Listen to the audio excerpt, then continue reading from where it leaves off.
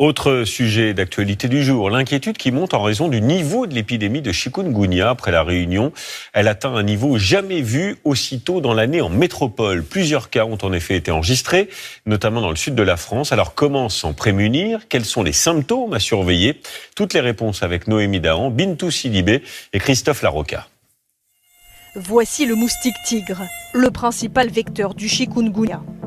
Dans le sud-est de la France, 8 cas ont été détectés, dont 2 ici à Salon de Provence il y a quelques jours. Des cas autochtones. Cela signifie que ces personnes ont été piquées en France métropolitaine et non lors d'un voyage.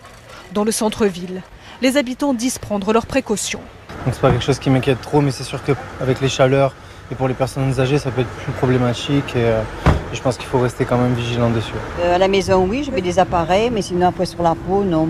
C'est sûr que si je vais dans une soirée où il y a plein d'herbes, ce genre de choses, je vais me vaporiser, mais sinon, non. Gilles Giampaoli habite Salon de Provence. On a le canal qui passe juste derrière. Dans son jardin, il est infesté de moustiques. On met les moustiquaires, on évite les soucoupes. Ça, c'est une précaution. Il s'inquiète de la possibilité de contracter le virus ici. On entend parler, surtout en Guadeloupe, en Martinique, mais ici, bon, on était privilégiés. Mais là, je vois que ça commence à être inquiétant. Santé publique France alerte. Le virus circule à un niveau jamais vu en métropole aussitôt dans l'année. Les médecins recommandent de consulter dès les premiers symptômes.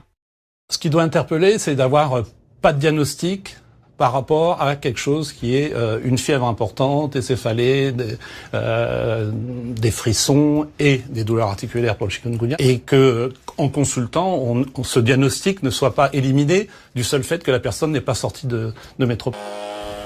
Des opérations de démoustication sont en cours sur la voie publique et dans les jardins privés pour éliminer les gîtes larvaires et les moustiques adultes pouvant transmettre le virus.